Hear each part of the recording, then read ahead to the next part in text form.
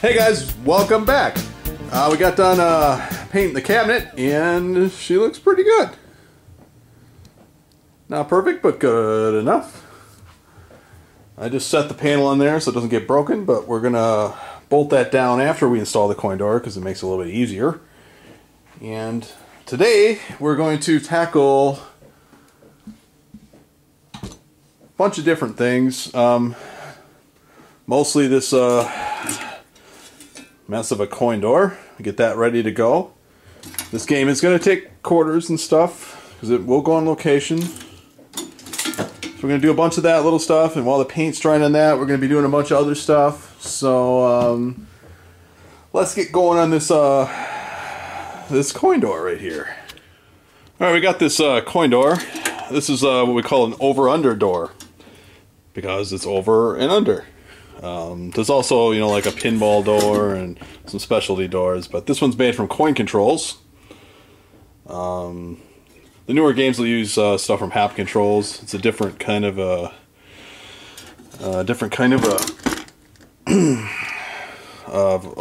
like a layout, and I don't really have one here to show you. Actually, I do. Let's look. This is an example of a typical Hap controls coin door. The other one we have is a coin controls. This would be Hap. It normally doesn't have this big bar here. That was someone put that on there, but you can tell by the back that it has a reject button. It's kind of like this, but the slot's not. You know, the slot on the other one will push in with the reject button. I'll show you that. And then you can usually spot a Hap one because it has this E-clip here. You can see that. That's how you get the reject button out. And then it usually have the plastic all over the damn place. Like here, you'll have these fingers to hold the quarter mac. This particular door once housed a bill acceptor. That's what that big hole is. But Hap control doors come in all shapes and sizes. You'll have a single slot or a dual slot. You can have ones made for pinball machines now. Sometimes you can just get this slot mechanism by itself. But yeah, that's an example of the Hap controls coin door, the coin door you would find on a modern game. All right, well, we have this this over-under door. A lot of people, when they restore games, they tend to kind of just do a half-assed job on these coin doors. And if you're going to have a place, if you're going to put this game in a place where you're taking money, the last thing you want is to do a half-assed job on the coin door. You'll end up with coin jams and people not having a good day and kicking your game and stuff like that. That's something you generally don't want to have happen. You don't want to have a customer mad because they put their money in and it's getting stuck in there and stuff like that. So the thing with these coin controls doors is they're fine until you get some monkey nut in there who doesn't know how to unjam the quarters properly. And because this is made out of metal, it can be bent. And as you can see right here, it's kind of hard to see, but this one, this slot right here, this is all kind of caca.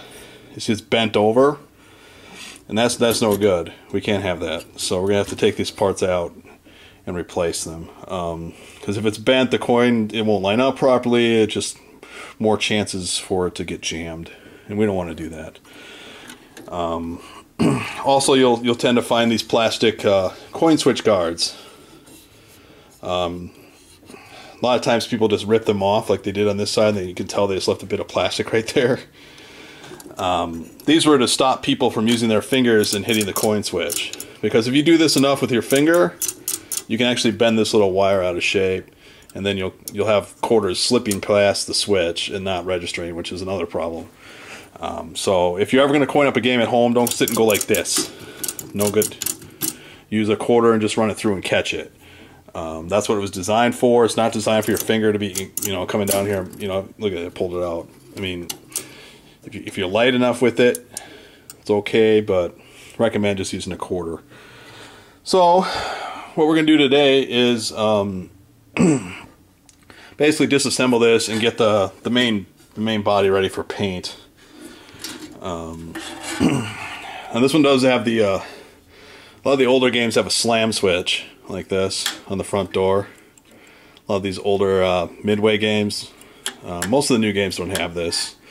Basically, if someone kicks the door really hard, it would it would close this circuit, and then it would reset the game, and they would lose whatever credits were in there. And they did that because the older switches, not these that are in this unit, but the older switches were a little bit more weighted, and if you did hit it hard enough, you could ring up credits. So that was something they put on there to make sure that that doesn't happen. But games haven't used that in a long time, and if they had those switches on there, they were long removed. So it doesn't pay to go and kick a game anymore. It doesn't work. Same, you can't go in and put strings and quarters through. And these are, if you're not familiar with coin doors and coin mechanisms, there are no coin mechanisms in here. So right now, if you put a quarter in, it would just fall right into this big open area. And I do have a example of a coin mechanism right here. This is actually one for, it's kind of dirty, for 100 yen. So this is from Japan for the yen coin. Will work on quarters too. And you know, the quarter comes in the top, and then it's either rejected or accepted. And if it's rejected, it goes into this hole here. If it's accepted, it goes into the area where the switch is, and it pushes down on that switch and falls in a bucket. And then the game rings up a credit. So what we're going to do today is get this thing ready so we can deal with the main cosmetic portion, and then we'll go through and we'll get it ready for for the mechanical portion of it. So what we're going to do is we're going to disassemble this, and you'll notice that up here there are lights to light up the inserts right there, and then there'll be a 5 or 12 volt line plus a ground line. A lot of times you'll have a field ground for grounding this metal case. You'll have that in the harness. So these are the lamp circuit here. You can see it. There we go. And this one actually has a separate, because it has the slam switches. Usually you don't find that. And then we have down here we'll have the coin switch circuit, and you'll generally have 2 wires like you'd have in any switch, a common ground, and then most of the games will use a different logic circuit for each slot. So that way, if someone puts money in exactly at the same time in both slots, it won't rip somebody off. So there's 2 different switch circuits. If you're in a pinch and one of these circuits on your logic board has failed, you can piggyback it, and most people don't put their coins in at the same time. Another reason they do this is sometimes some countries, they have dual denominations, so you'll have a dollar coin in this slot and a quarter coin, stuff like that. So they'll need 2 different circuits for that as well. But in America, we generally just use quarters. So, and somebody left a property sticker in here. So what I'm going to do is I'm going to tear this all down and get ready for painting, and we'll go from there. Okay, I'm going to generally start by removing the wiring. We got that there, and we know our coin switches are down here. I can't really see it that good, sorry. Let's tip this down a little. There we go. Pull our coin switches off. If you're not sure if all this stuff is wired, just make little notes or take a picture with your camera and stuff. We got most of the wiring removed, and it's just this slam switch here. Which we need a nut driver for.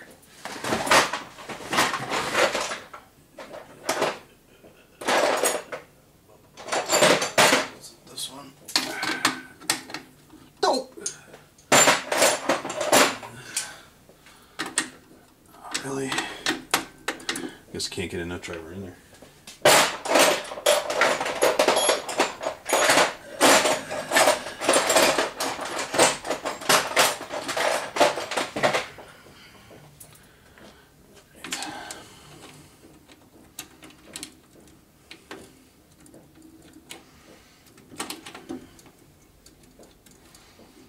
Sorry, this is really hard for you guys to see.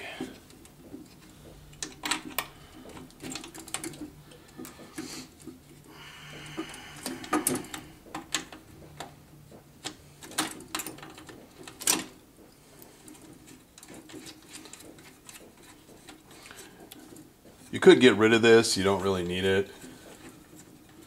Most games don't use it. Soul Calibur doesn't use it. But since it's wired in, I'll just put it back on.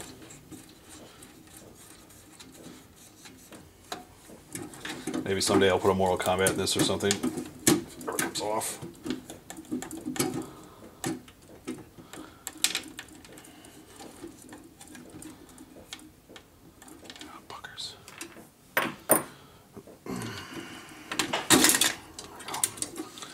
We got all of our wiring off. We will take that wiring and set it to the side for now. I'm going to put these nuts back on here so I can find them later.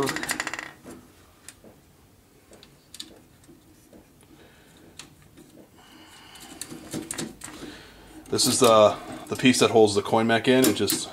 There'll be a little thing down here that flicks it open. You can lift it right up. Pull it right off. So now we got that off. We'll put that in our bucket of metal parts. This is where your coin bucket that came with the game comes in handy for storing all your screws and parts and things. What we're going to do here is remove screws. Maybe. Yeah, this looks suspect anyway. Looks like someone's got the wrong screw in here to begin with.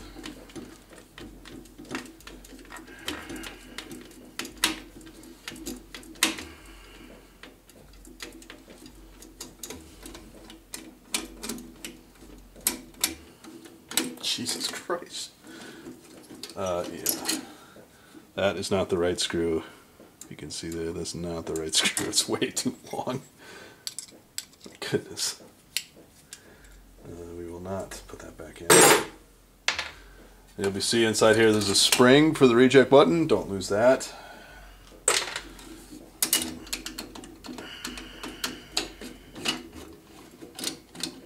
Let's take this apart. So. And then the whole thing comes out from the front, just like that. Then you're left with, this is the right screw, you see. The metal bits. You're left with the reject button. You guys see this stuff okay? Let's see if we can kill that light back there. You're left with the reject button like this. And it just comes apart. We're going to put this in the a little bin that we make up here for plastics that need to be cleaned.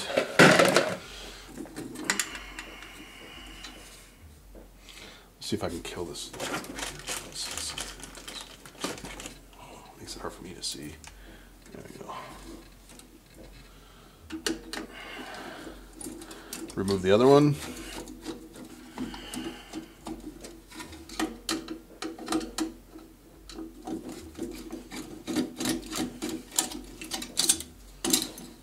Stuff just kind of falls apart. I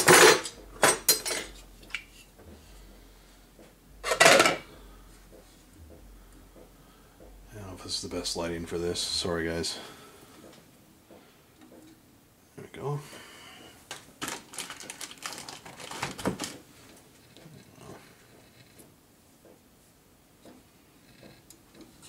I'm left with something like that.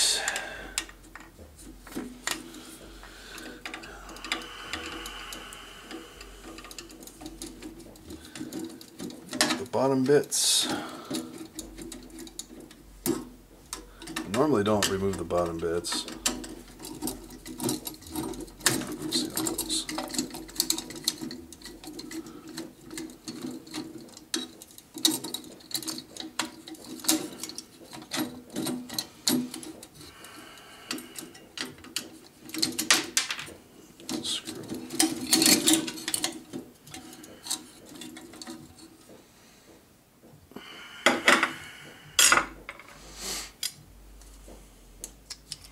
You have the bottom reject plate. Its thing just falls right out, so put that in the plastics to be cleaned.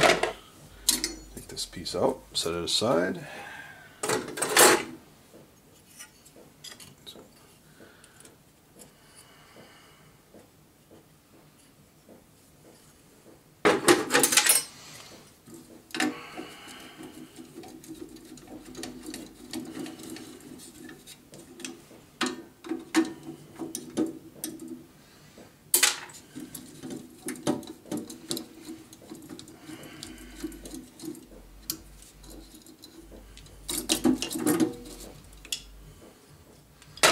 Same again, put that in the plastics.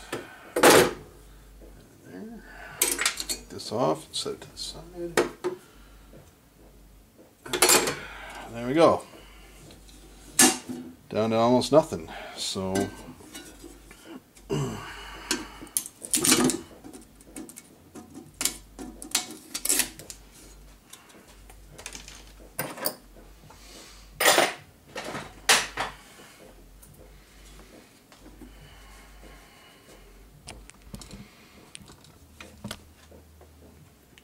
there we are.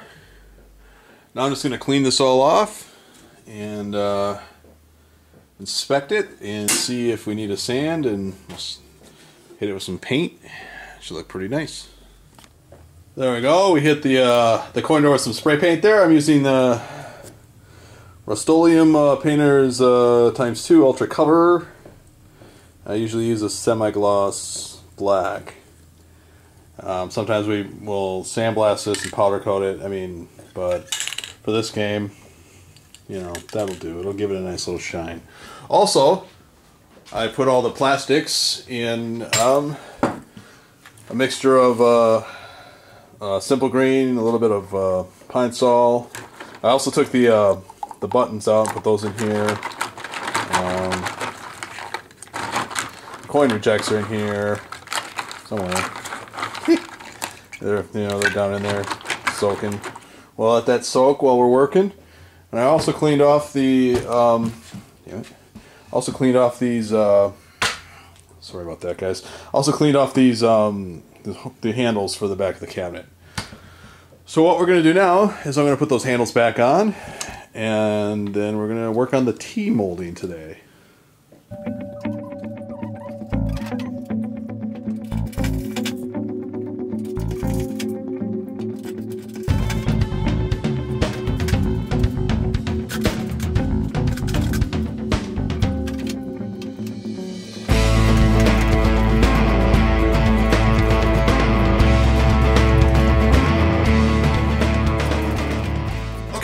Some T-molding. We have the blue 3/4 inch T-molding from tmolding.com, and we're going to need a few tools. So the first tool I generally use is ye old rubber hammer right there.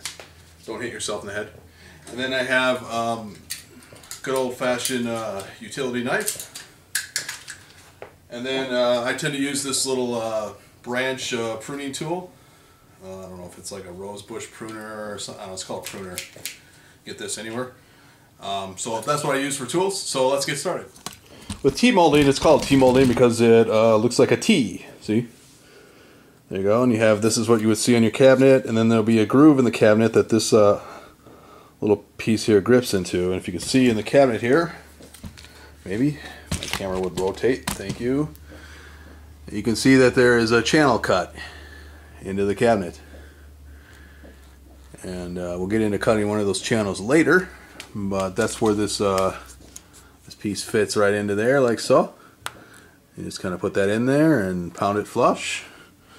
Just that's why you want to use a rubber hammer, not a regular hammer, because you don't want to leave any mars. It'll dents into this, make it look nice. It's all cosmetics. So I'm going to go ahead and put this in, and let's get going.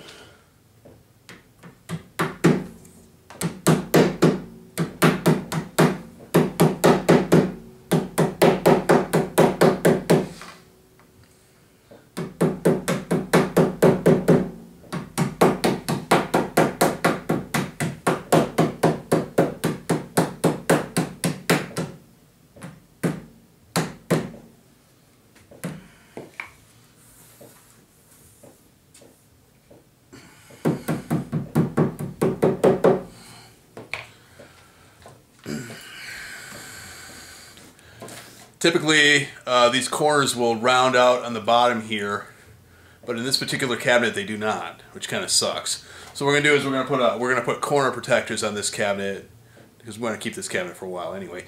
So we're just gonna cut this straight off, which normally you wouldn't do, but that's how this cabinet is. So that's life.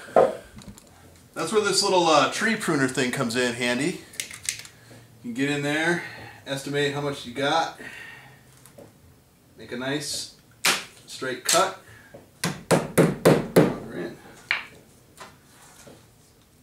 Well, sort of nice. I'm going to go ahead and do that to the other side.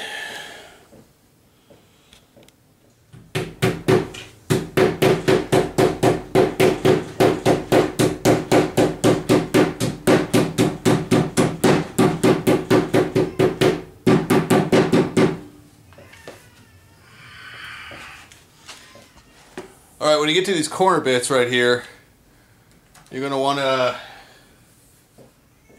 You can't bend this around the corner without this piece underneath here causing you problems. So what you need to do is you need to cut that center channel down. Make a cut like so. It's kind of hard to see, sorry. Then lift this up.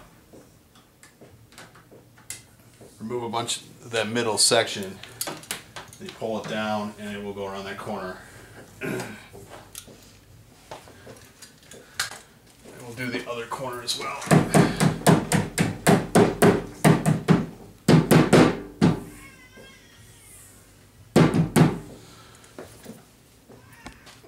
The same thing needs to happen on this corner as well.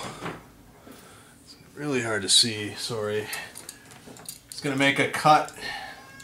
Try not to wreck the front of it. Just make a cut here.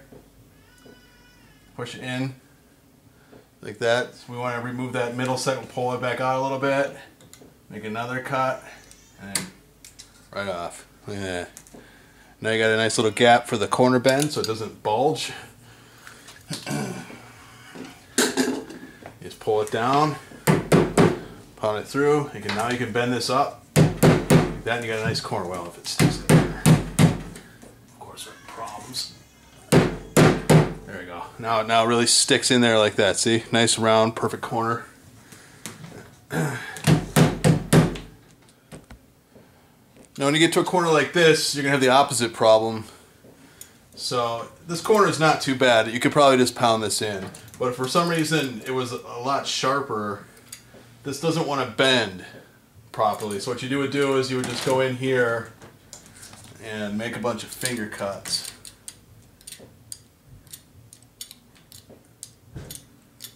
Like that. If you can see that, see? That gives it proper flexing, and it doesn't really, I mean, the sharper the corner, the more precise you cut. So you can actually remove a bit of it if you want. Because otherwise it's going to bulge out on you when you're trying to, let's see. But this corner really didn't need to have that done. Let's continue with the honey instead.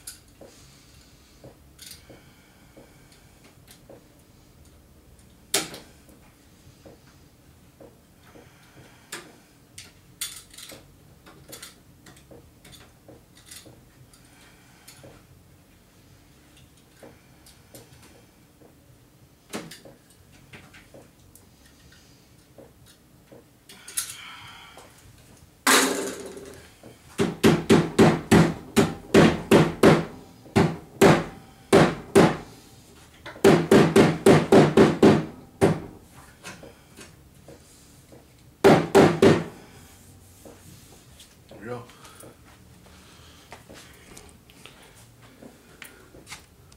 Oops. This last little corner is what we use all of our mastered skills. So we have a really sharp corner and a really sharp corner that way. That's where the control panel is going to rest, so that needs to be perfect. So I'm going to go ahead and do the other side of the game, and we should be done with the T-molding at least.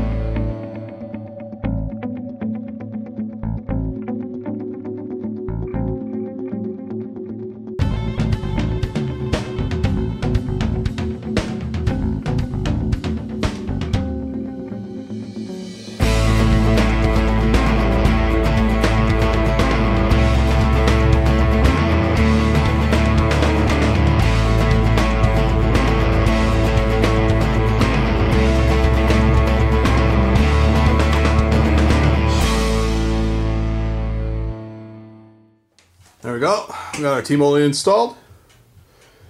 Starting to look like something. A lot better than it did. There we go. So I think we're going to end it here for today. After this paint dries, we'll come back and put this coin door back together. And then we'll reinstall it. And we're going to get onto the electronics. So it's going to start getting real fun. Hope to see you next time.